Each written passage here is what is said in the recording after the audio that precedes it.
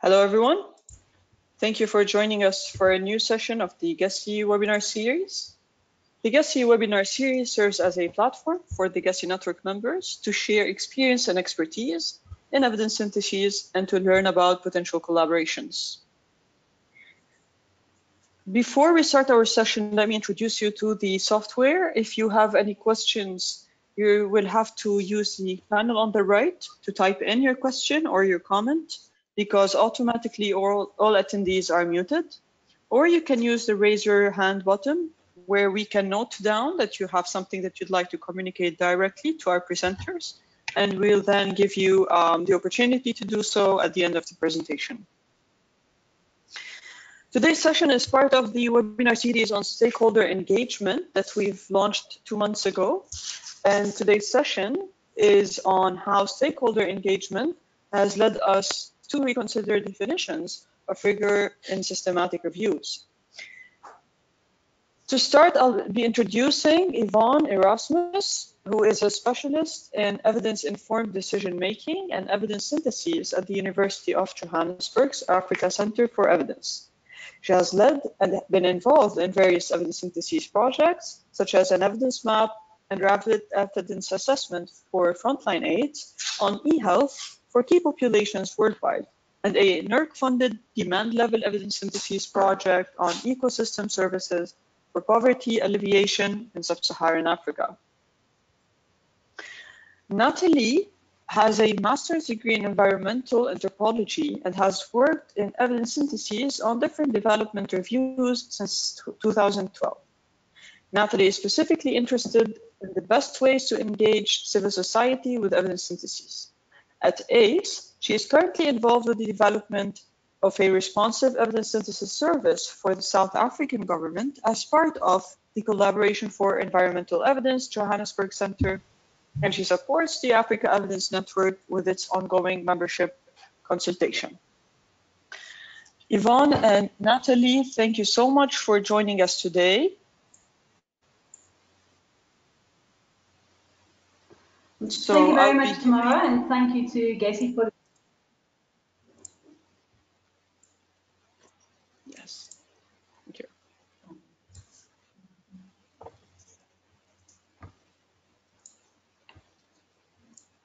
All right, great. Great. Thank you, Tamara. Thank you very much to GESI for the opportunity to present our work. My name is Yvonne Erasmus, and I'll be co-presenting with Natalie Tannis on how stakeholder engagement has led us to reconsider definitions of rigor in systematic reviews.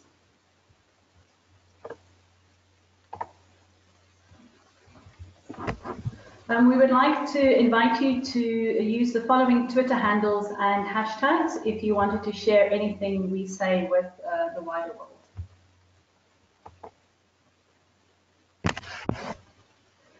For those of you who might not be aware of our work, we thought to present a very short introduction to the Africa Centre for Evidence. Although the centre itself is a fairly new kid on the block, established at the beginning of 2017, some of our staff and leadership have been involved in evidence synthesis and the field of evidence-informed decision-making for more than 15 years. The centre was born out of our successful DFID-funded BCure project that helps support government capacity to use evidence in decision-making. As Tamara mentioned, we are based at the University of Johannesburg, and ACE's mission is to contribute to the reduction of poverty and inequality in Africa and South Africa through the use of evidence. To achieve this goal, ACE aligns all of its work to the Sustainable Development Goals, as well as the National Development Plan of South Africa. We have 4 portfolios of work around which ACE organizes its activities. Firstly, understanding the art and science of using evidence better, building strong evidence capacities, supporting meaningful evidence communities, and producing rigorous and relevant evidence syntheses. So the ACE team is multidisciplinary, and ACE is also the secretariat to the Africa Evidence Network. You'll see some of our values reflected on screen there, and being relationship-centered, sharing our expertise, and learning from others. In line with having a multidisciplinary team, we work across sectors such as education, the environment, health, and other social policy. But now that you know a bit about us, we would like to run our first poll. We thought of making this presentation a bit more interactive, and we would like to know a bit more about you, our audience. So Tamara, if you could please bring up the first poll where we ask what sectors have you done evidence synthesis in? We've explained that we have multidisciplinary experience, and we would like to see what sectors our audience is working in.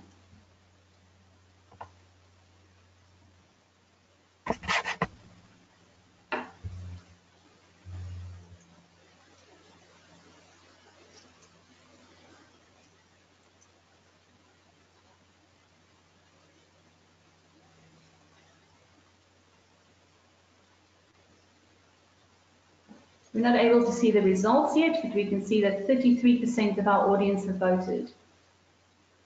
I'd like to know what sectors you're working in. All right, and so we have 100% of our attendees working in health. A homogeneous group here. Okay, great. So great, thank you. So we also have experience working in health, but today we're in line with the seminar series. We are sharing our experience of synthesis in the environmental field.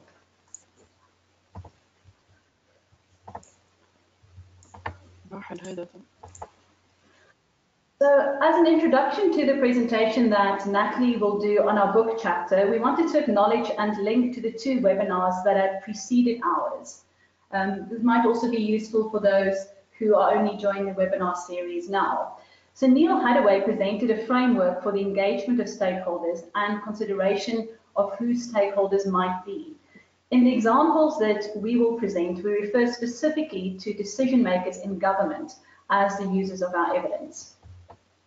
Annika Nielsen argued in the last webinar that knowledge production processes must be seen as legitimate, which include being relevant and timeless, and that knowledge is only one element in the decision-making process.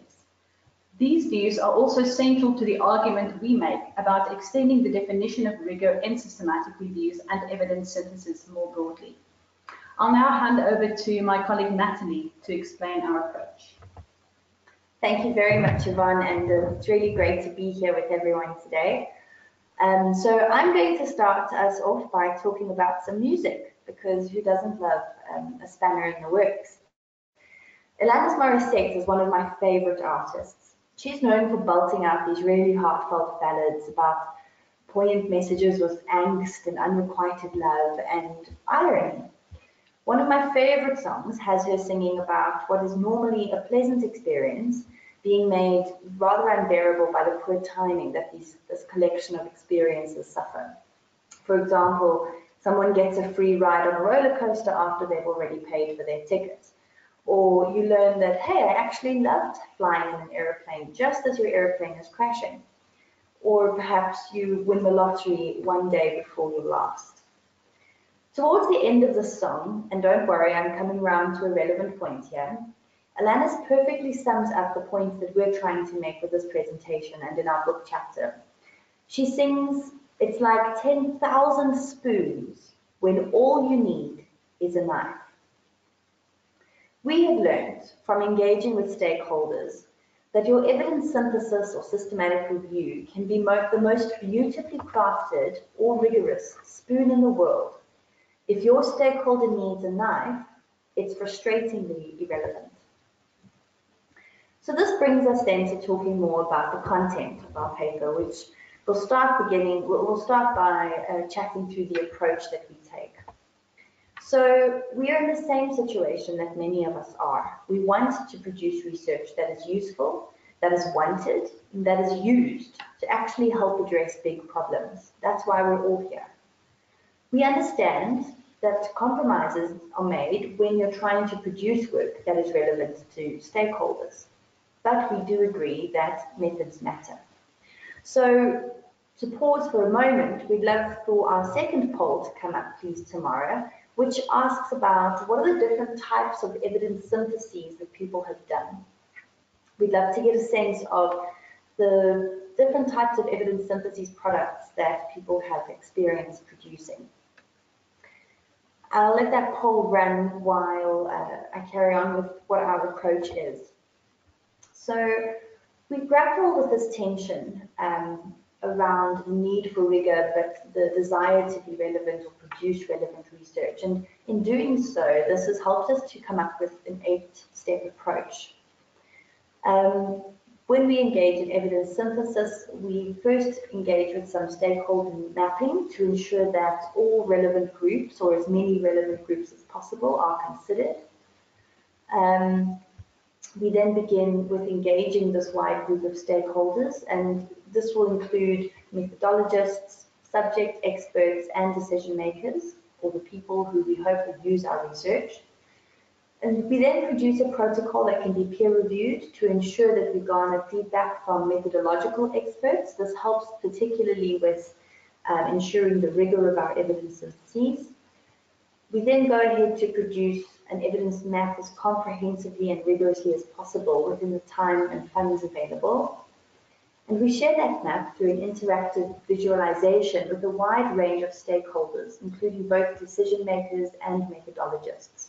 This visualization takes the form of a spreadsheet that can be viewed online.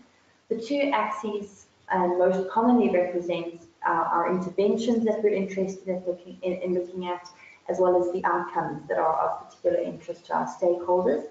And within each cell is a representation, either using numbers or dots or colors, for example, that indicates the size and the nature of the available evidence that corresponds with that specific intervention and outcome combination. So we find this quite useful because users can apply a number of different filters to focus the evidence that is included in the display. For example, they can select studies based on a particular country or that use a particular study design. And we find that our stakeholders can actually click through each of the cells to find reference information for the included evidence. So this is a really useful way to get stakeholders to engage with our research evidence syntheses. We then go ahead. Yes.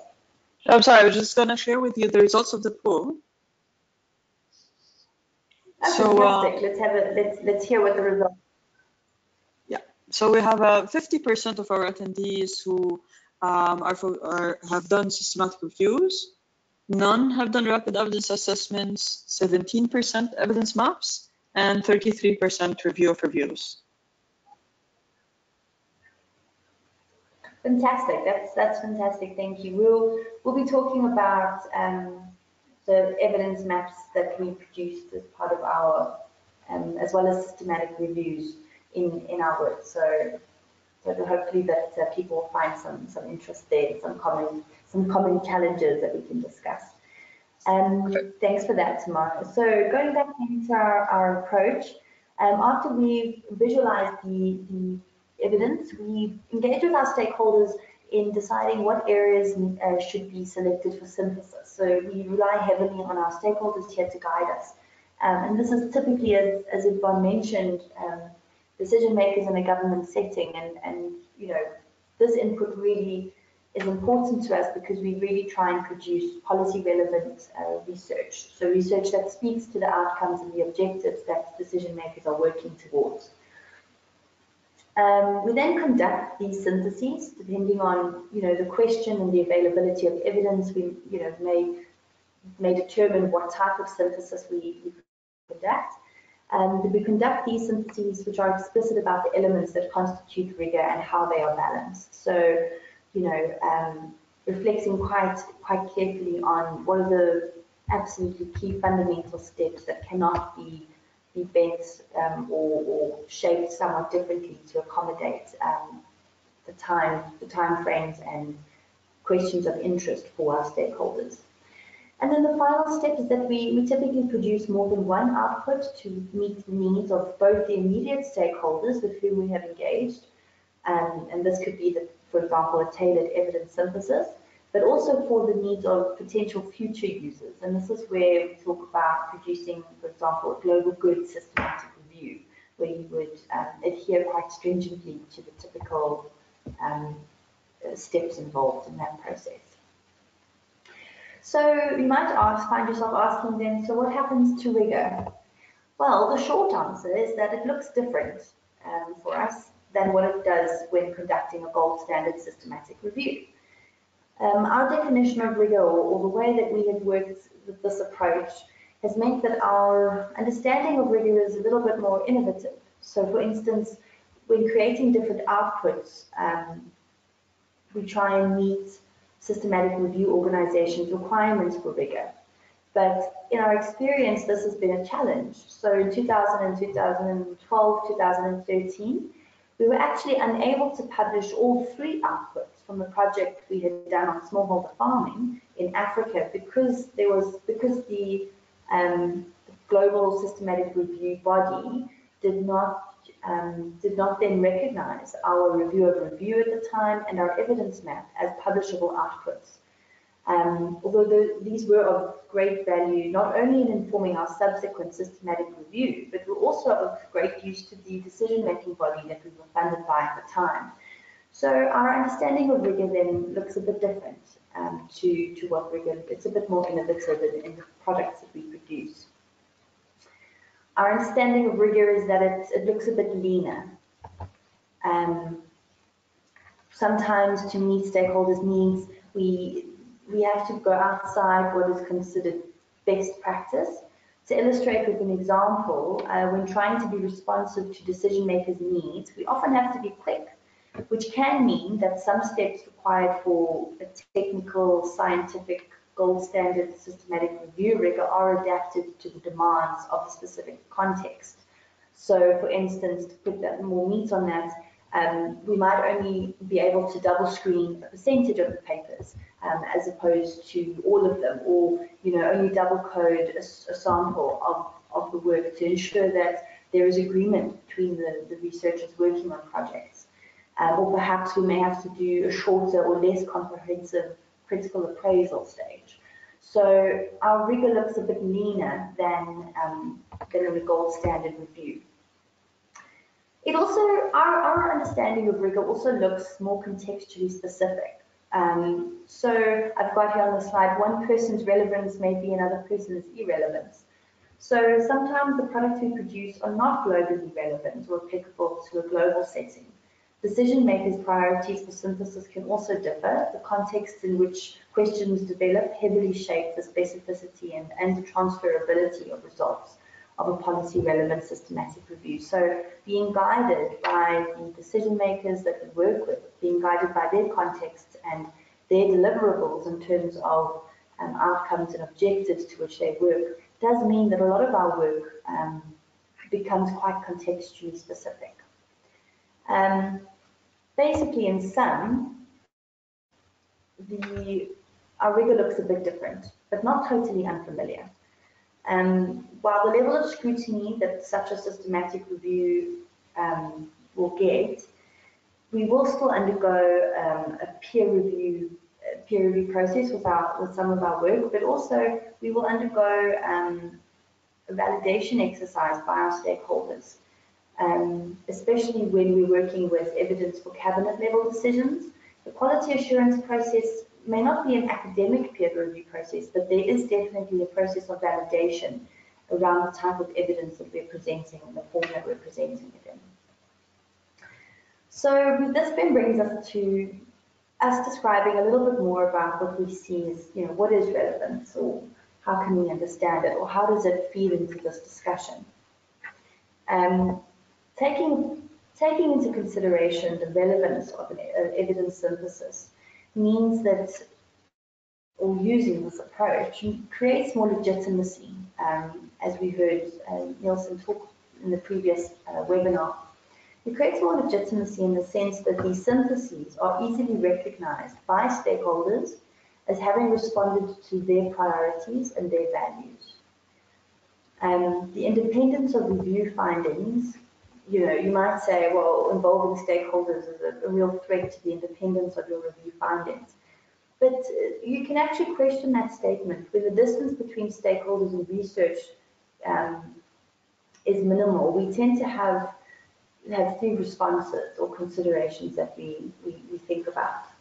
So in the first instance, when you're doing demand-led syntheses, while being responsive and relevant, we don't compromise on the tenant principles of replicability, of transparency.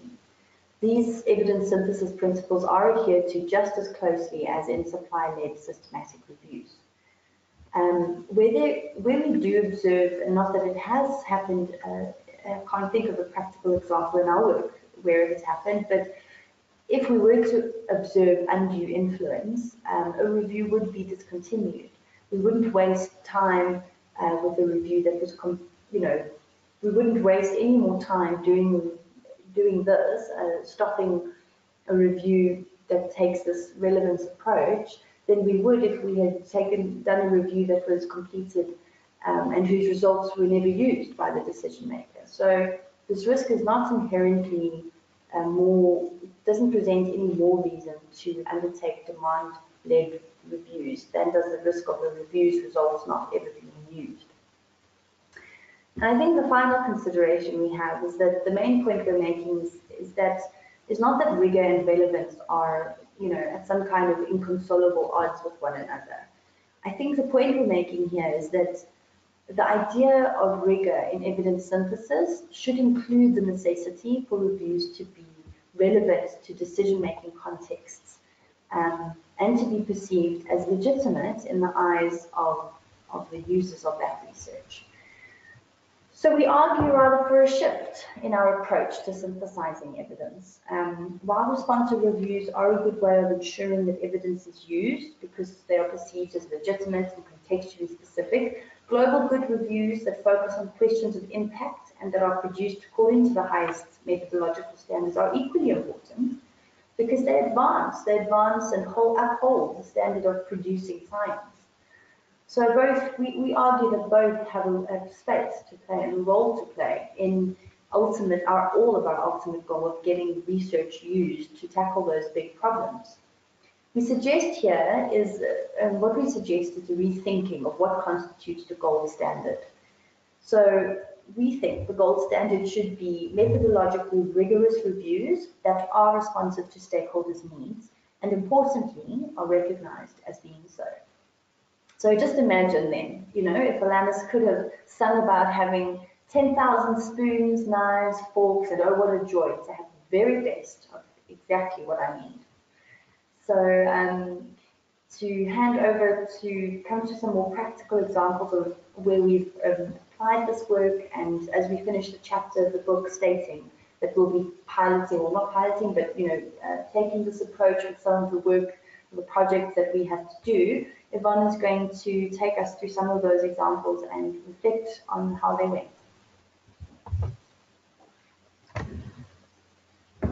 Thank you, Natalie. So we'll be talking through two examples. One is the example we mentioned at the end of our chapter when we said we would be piloting this approach in 2007, specifically in the field of environmental synthesis. So we would like to briefly discuss what's happened since we wrote this chapter and how things worked out. So our first example is a year-long project grant that we held in 2007, funded by NERC, DFID, and the ESRC. And our objective was to co-produce evidence synthesis products with decision makers in the context of ecosystem services and how these could be used to support poverty alleviation in Sub-Saharan Africa. Our outputs were an evidence map and 4 rapid evidence assessments. So we did not do a full systematic review here, and I'll mention towards the end why that was a conscious choice. So the project fitted within the broader South African government priorities around evidence-informed decision-making and evidence synthesis, building on important work in this regard that had already been done by the Department for Planning, Monitoring and Evaluation. So our synthesis work was not supply-led in any way, but really very closely fitted with existing government priorities. The next slide is just, next 2 slides are just examples of our outputs. So the interactive evidence map that we did, that's available on our website, as well as 2 rapid evidence assessments, one on protected areas and the other on marine resource management. So how did our stakeholder engagement work on this project? So the South African Department for Environmental Affairs was involved throughout the project. They were involved in bid development stage, in the iteration of the map, as well as later on in broader stakeholder consultation to decide on the topics of the RIAs, because these were not decided on at the outset. So developing the framework for the map was an iterative process between the researchers and DEA. It was at their request that poverty measures at outcome level should relate to the SDGs, which was not initially the case. And they wanted this because the SDGs were what they were working towards and reporting on in any case. So our synthesis would more closely align to their priorities in their daily work.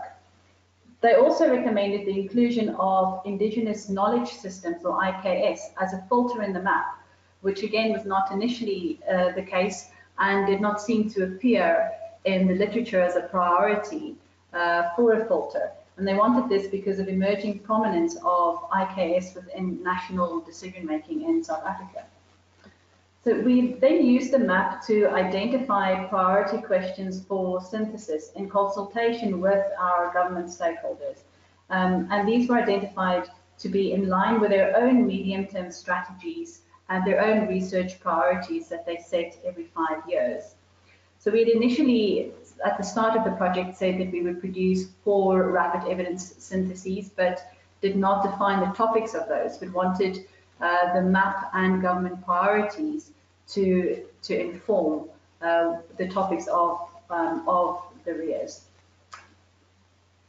So our co-production and relationship building approach also opened up other opportunities that we could not have foreseen if this was a strictly supply side review with minimal stakeholder involvement.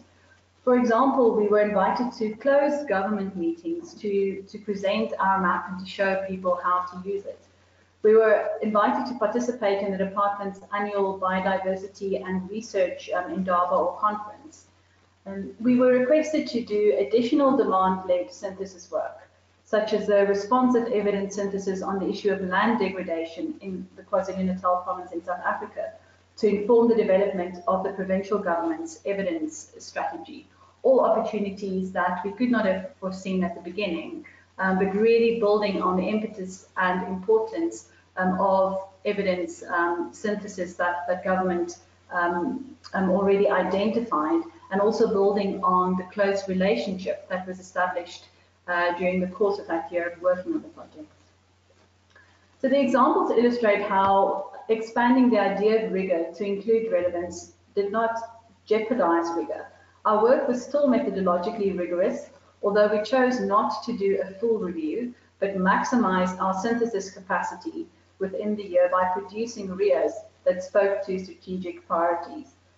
We also did not produce a publishable protocol, but nevertheless made available in the write-ups of our products what our precos and search strategies were. I'll now hand back to Natalie for our second example. Thanks so much, Yvonne. So Yvonne mentioned this project around land degradation that came as a result of the relationships that we'd built up with our decision-maker colleagues during the ESP program of work. And it was a really interesting project to go through because it taught us a lot. One of the valuable lessons that we learned out of this project was the centrality of a functioning database of evidence that's been, systematically collated and organized and appraised in order to be responsive.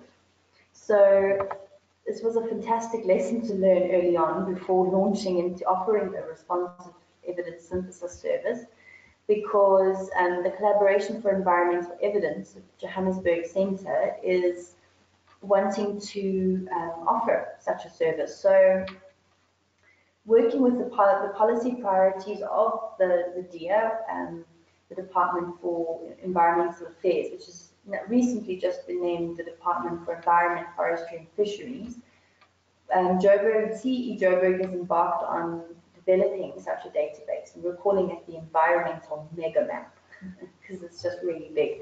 But what we're planning to do is to map all the environmental research in South Africa against the policy priorities of the environmental department. So we think that developing this mega map will allow us to offer environmental decision makers in South Africa a responsive evidence synthesis service. And we're really hoping to balance the idea of rigor and relevance as we do so. So in terms of the stakeholder engagement that we've done in this project, we've adopted a co-production approach as well, offering colleagues at the environmental department, the National Environmental Department, to join our research team in different ways. So for example, the one is to provide us with policy information that can shape the map framework and also validating the framework after it's been developed, as well as participating in the searching for evidence to populate the map. We've also, in terms of stakeholder engagement on this project, we've also established relationships with the Provincial Environmental Government Department in Gauteng, which is where ACE sits, the province in which ACE sits. And we've actually, in conversations with them, a different group of stakeholders that, again, we hadn't initially identified as potential stakeholders, but we've actually been able to use the MegaMap project as a way to address their evidence priorities as well. So, for example, they also wanted to build what they called a repository of Gauteng-based environmental research. And in conversation with them, we chatted and we thought, well, actually, there's an opportunity here for us to ensure that, include Gauteng in the search strategy and develop a filter on the map for Gauteng.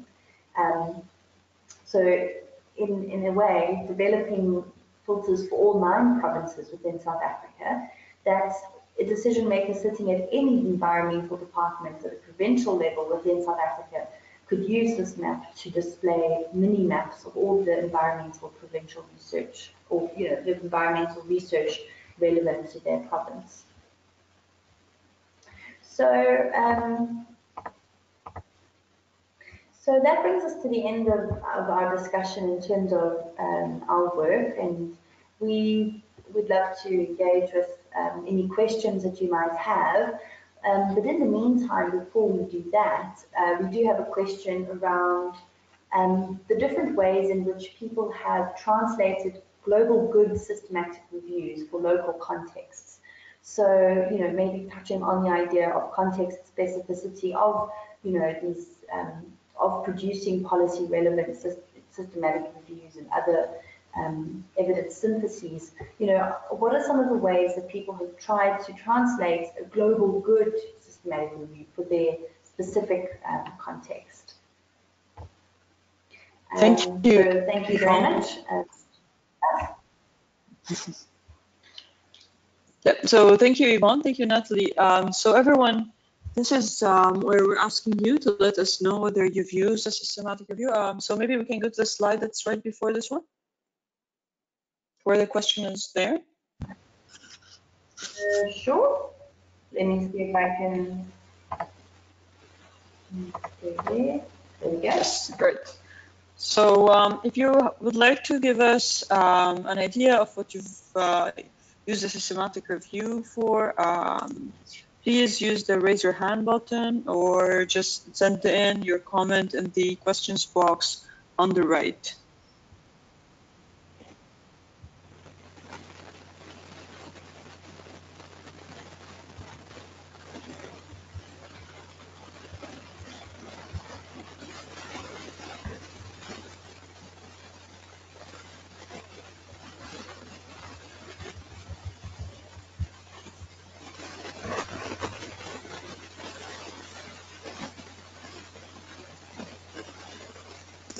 So Natalie, Yvonne, we have a sound noise coming from your side.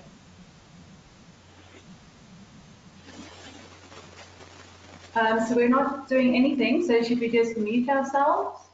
Or what would you like us to do?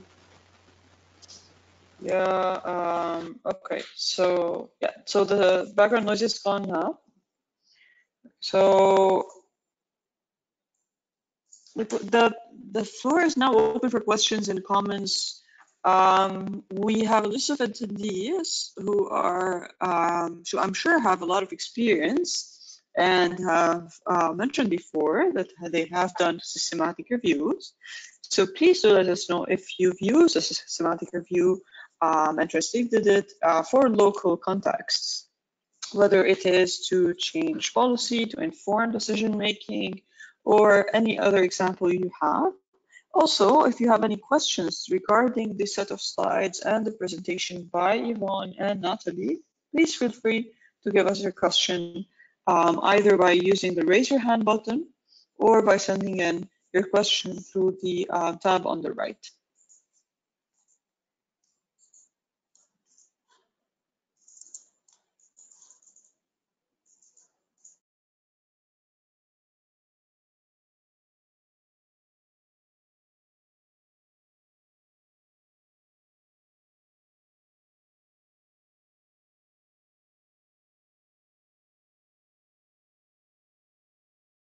Okay, so we have our first question.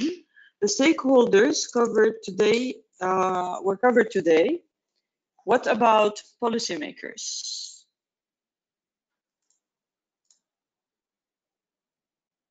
Sorry, Tamara, would you mind please repeating the question or perhaps typing it in the chat forum? Definitely. Actually, Lynn sent in saying that she'd like to ask the question directly. So let me unmute Lynn, actually. Yeah, okay. Lynn, can you hear us? Hi, yes. Great. Can you please just direct your comment to the ladies? Can you hear me? Yes. Okay, sorry for I typed a little too fast and the box is a little small. My question is citizen engagement, because I'm currently doing a review as part of a participatory action research project. Most of what I saw today was engagement with policymakers. I just want to know if you have any experiences with working with people on the ground. So the actual population of interest. I know that your reviews are more based in the environmental sector, and this is more a social science, health sector, where my review is based. But if you could maybe speak to that a bit. At which points in the review you involved citizens, if any? Thanks, Lynn. That was a great question. I hope you can hear my response or her response. Your project sounds really cool to have participatory action research involving systematic reviews. I think that's really interesting. Sounds like a really interesting project. We don't have, at ACE, we don't have direct experience with engaging, sort of citizens or, as you say, people on the ground with evidence synthesis. But I've got two kind of things to say to that, which is the first is that I'm actually in the process of preparing a funding proposal to the Wellcome Trust that speaks directly to this, in how to engage citizens with science. And I can say that the idea that we've come up with is around, co-producing science with citizens and supporting other groups of stakeholders that work directly with citizens to use science in their work with citizens.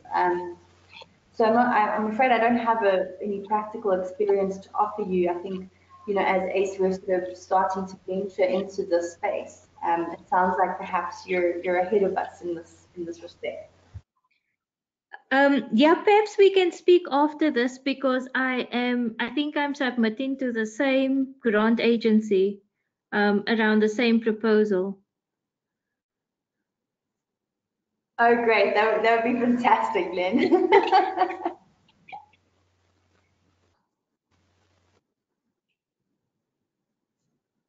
Great. So thank you, Lynn. Thank you, Lynn. Our next question is from Zahra. Go ahead. Hi, everyone. So I just want to ask, what software did you use to build the evidence and gap map?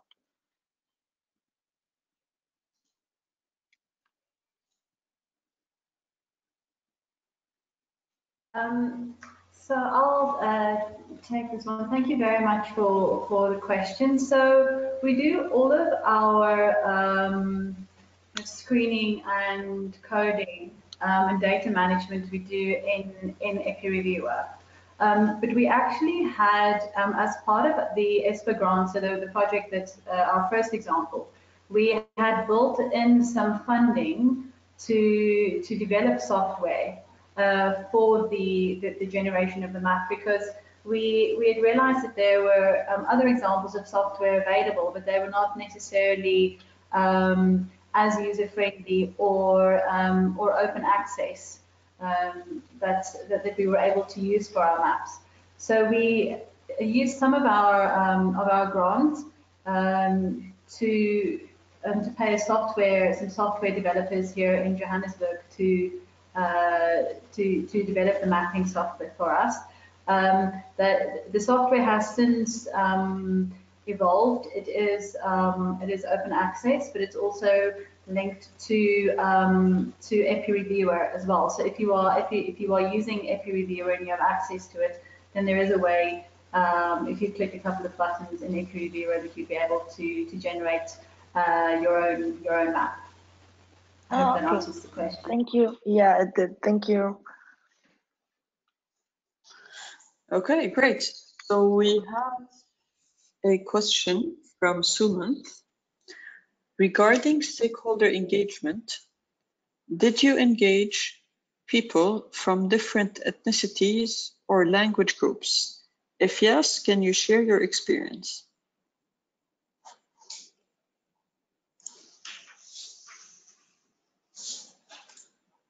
Okay, that's a fantastic question. Thank you so much.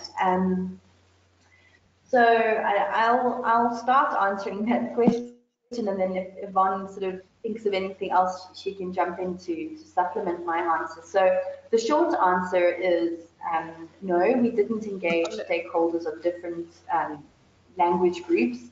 And the long answer is that in South Africa, although we have 11 official languages, business tends to be conducted pretty much in English. So, you know, even though we worked with stakeholders, our government and ourselves, in fact, everyone was of a different ethnicity and cultural background. We were very diverse.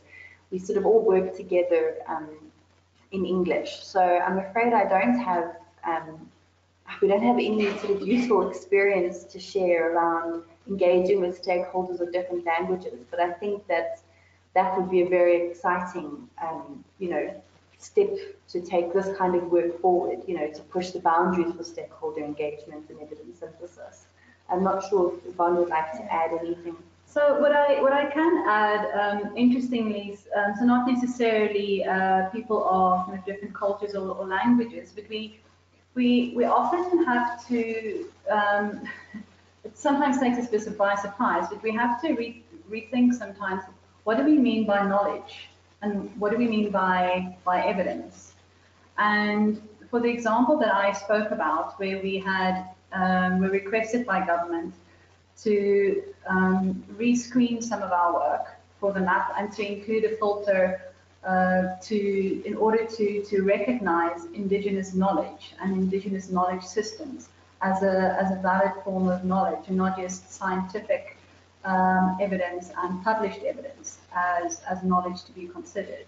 That was a little bit of an expansion, so not necessarily in terms of the strict parameters of what you mentioned, but where we did have to include or expand our definition of what constitutes evidence and whose knowledge is important in the synthesis that we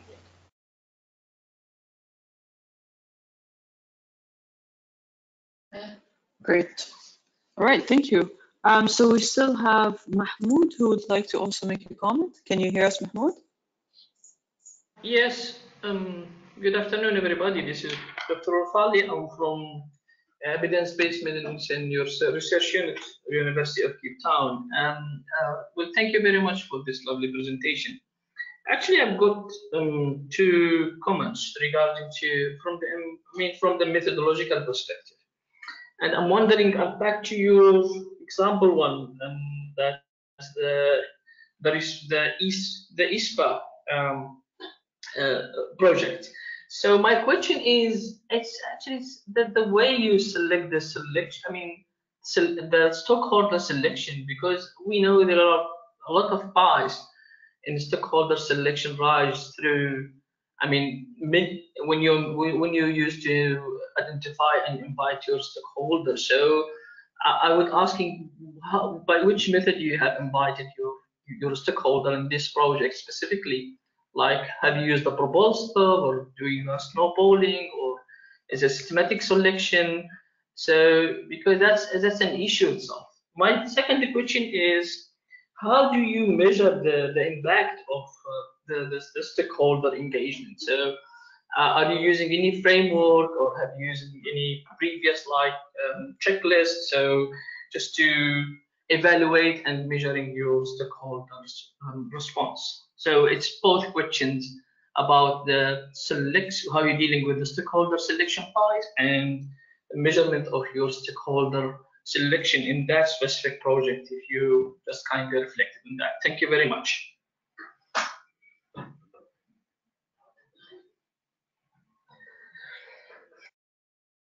Thank you very much for a very important question.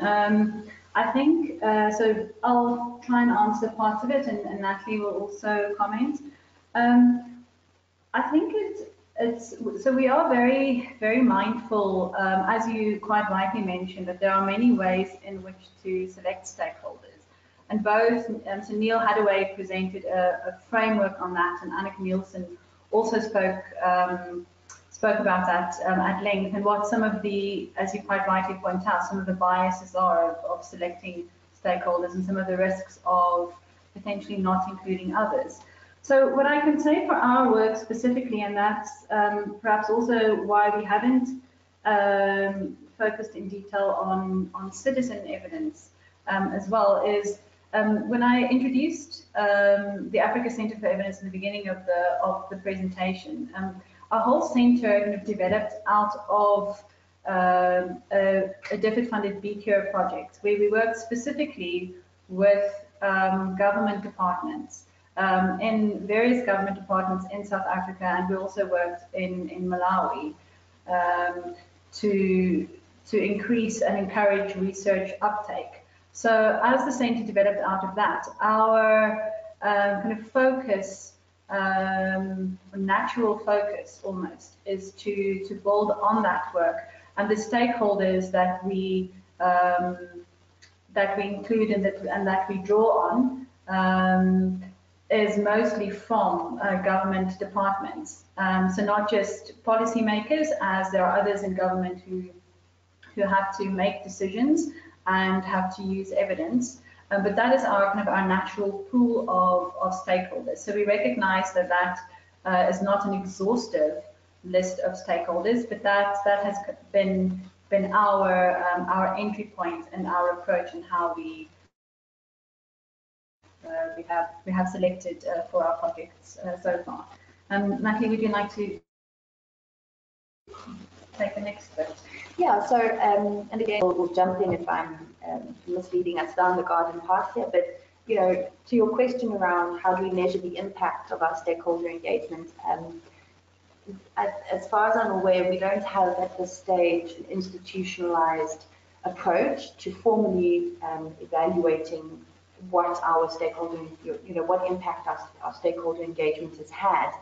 What we do have is an intuitive, relationship-based way of determining, you know, whether stakeholder engagement on a particular project has been successful or not, and that is really, you know, do these people want to work with us again? Do we want to work with these people again? You know, do we, to put it a bit, you know, more firmly, you know, are our values aligned? So in the beginning, you know, we presented around what our values at ACE are about, and it really is around evaluating whether or not our stakeholder engagement has been successful on a particular project. Is, you know, have we been true to the values that we've established as a centre? And also, what we try and investigate, what we try and assess, is have the people we've worked with, have they drawn on evidence in some way? And it would be, yeah, it'd be great to hear Yvonne add to that. Yeah, so I completely agree with Natalie's point. I think we've mentioned a couple of times how our products have been aligned to government priorities and strategies. So I think an important way in which we measure is also have the evidence been used, have the synthesis been used, are they aligned to government priorities? And just a thought that sort of jumped into my mind was, we were recently involved in supporting a government department here in South Africa around the provision of evidence of land reform, and working with for the President's Advisory Panel, and I think that really came out of quite long-standing relationships that have been developed in the BQ project that Yvonne spoke about, and increasingly to see people turning to evidence and evidence synthesis specifically, I think is another way that we intuitively measure the impact of our stakeholder engagement. So I hope that those answers sort of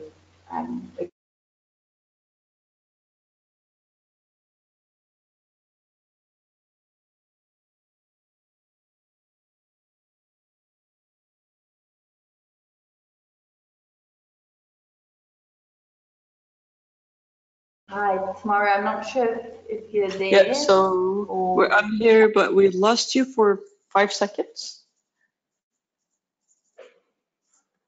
So we finished answering the question. So just hand back to you as session. Perfect. So I think these were really great questions, and I really want to thank you on behalf of the GESI Secretariat for this great presentation. For more information, everyone, there's a chapter in the book on stakeholder engagement in environmental evidence syntheses that is edited by Neil Hathaway and Sally Crow, a whole chapter on this session. The recording for this session will be available on our website within 15 days of today, starting today. Please feel free, maybe Natalie and Yvonne, if you want to go to the next slide where you have your contact details. Great. So these are the emails of our presenters. If you'd like to send them any other question or initiate any discussion for collaboration, please feel free to send them any email. Yvonne and Natalie, I'd like to thank you one more time for your time and all the support that you've given and all the information you've given to our attendees today.